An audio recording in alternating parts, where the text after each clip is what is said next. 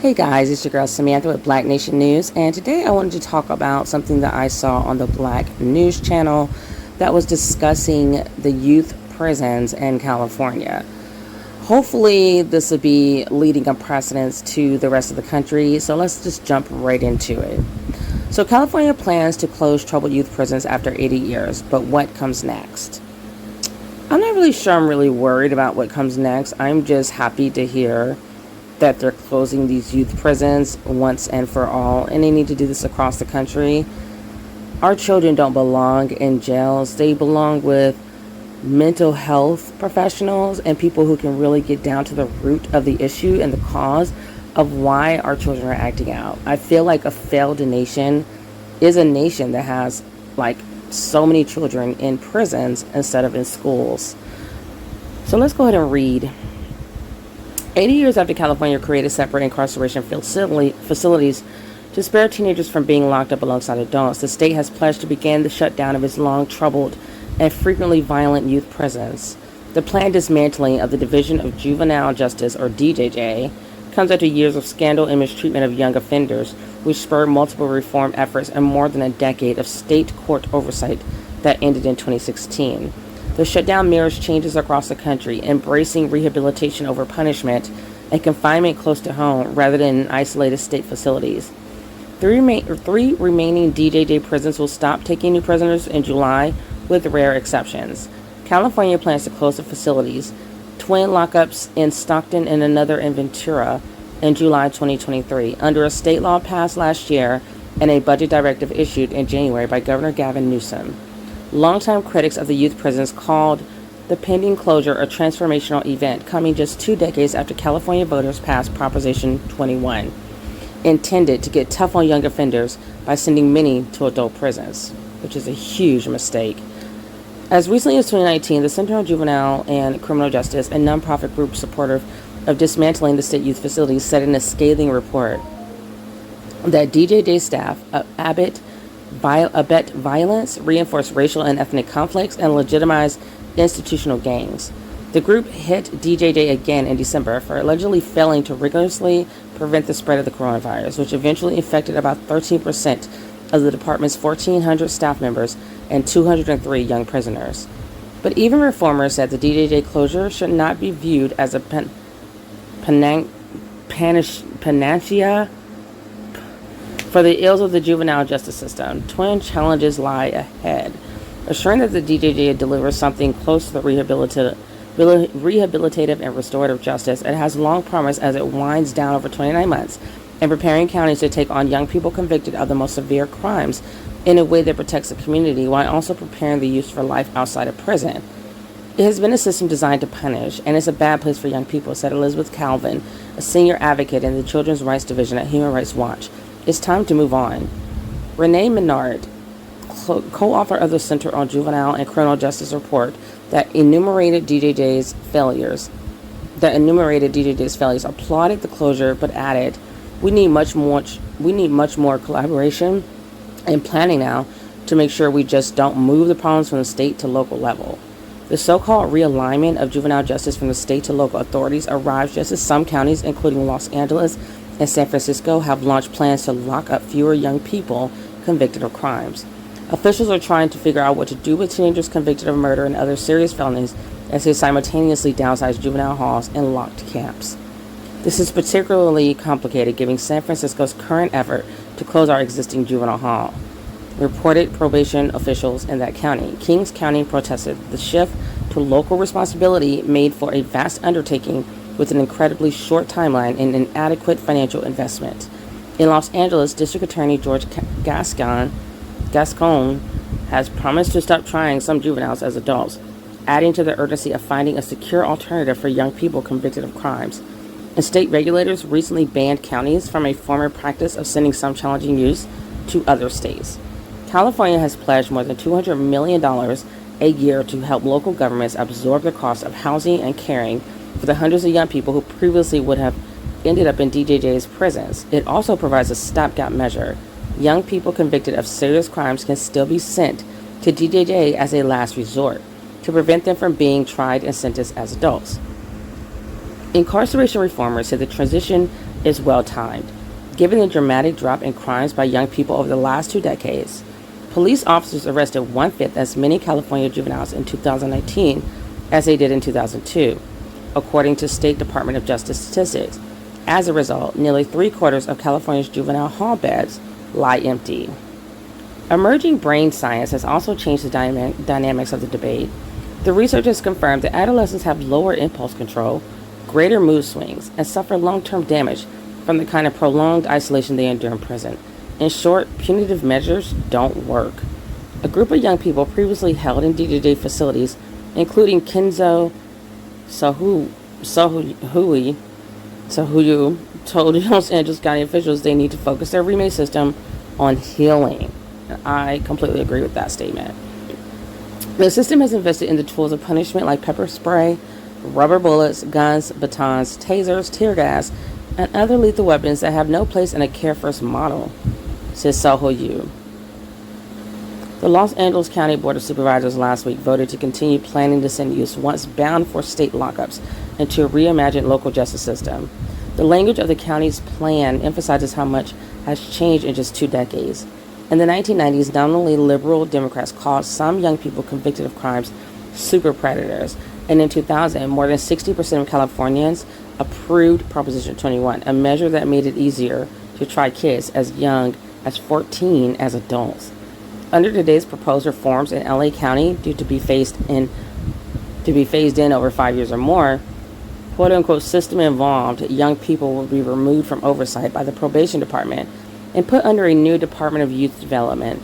Substantial new investment in education, counseling, recreation, and other programs will attempt to divert teenagers away from the criminal justice system.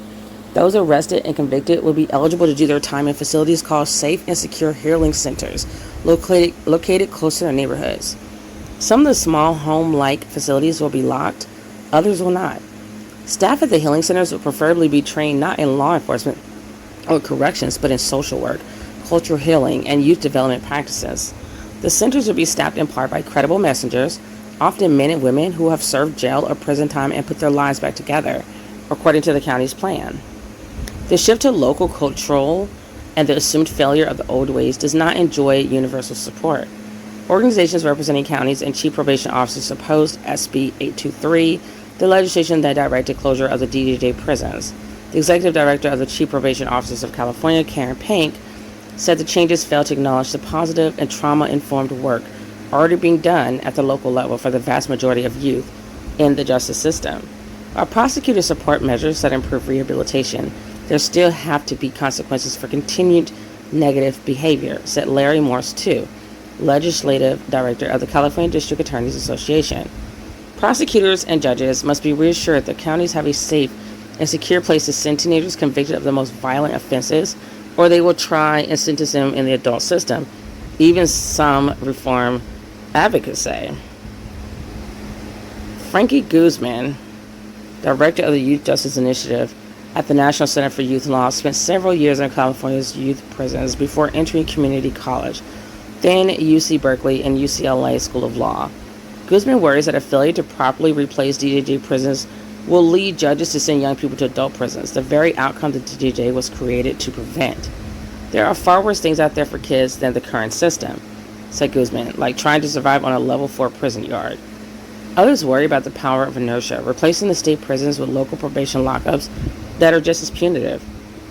The community is concerned that going from DJJ to the local juvenile hall or some of the previous closed probation camps is no real improvement at all, said Julio Marcial, a vice president at the Liberty Hale Foundation and member of a state committee overseeing juvenile justice. The predecessor of the DJJ opened in 1941. The first quote-unquote ward was a 14-year-old boy who had initially been sent to San Quentin State Prison for killing his cruel uncle. By 2000, 10,000 youths were held in 11 prisons and several fire camps in California. Over the decades, media and outside monitors repeatedly document excessive force by California Youth Authority staff, substandard schooling, and haphazard therapy, fueling recidivism rates of up to 75%. And critics wondered why the successor agency, the DJJ, couldn't produce better outcomes, given that it employed roughly 2 staffers for every young man and woman it had locked up.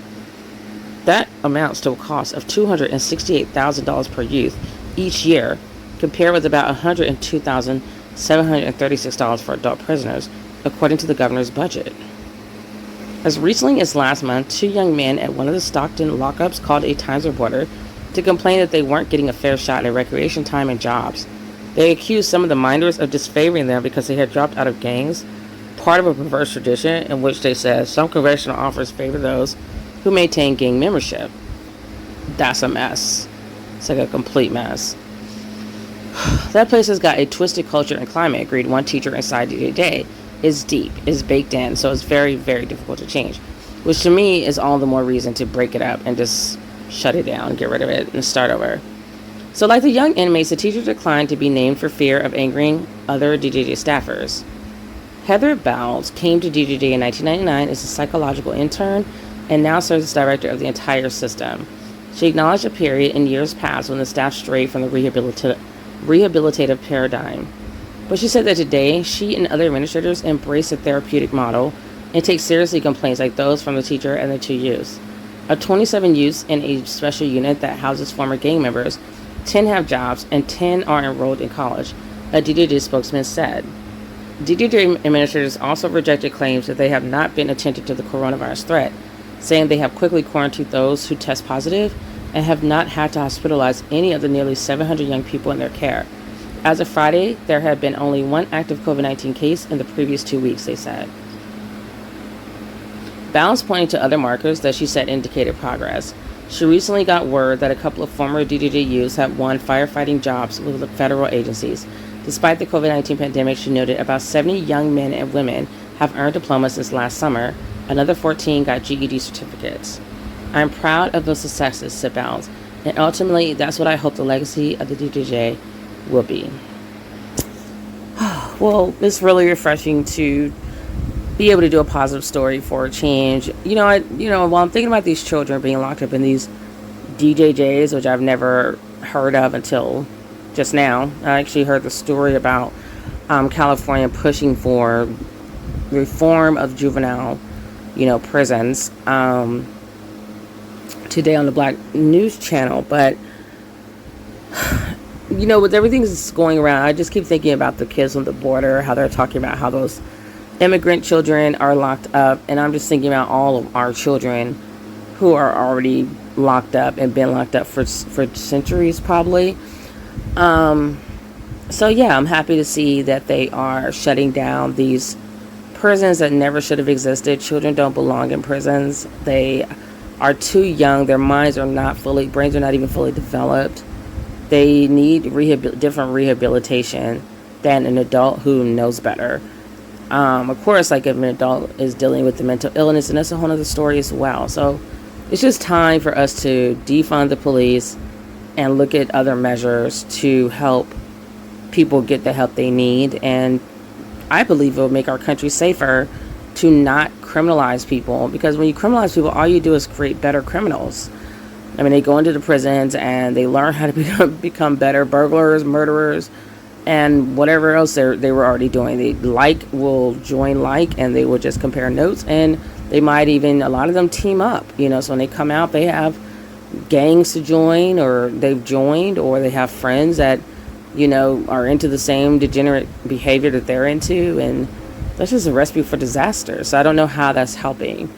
So, especially with children, I definitely feel that if you're going to change anyone in this world, it's going to be a child over an adult. So it's like, why treat them the same way you would treat a grown person?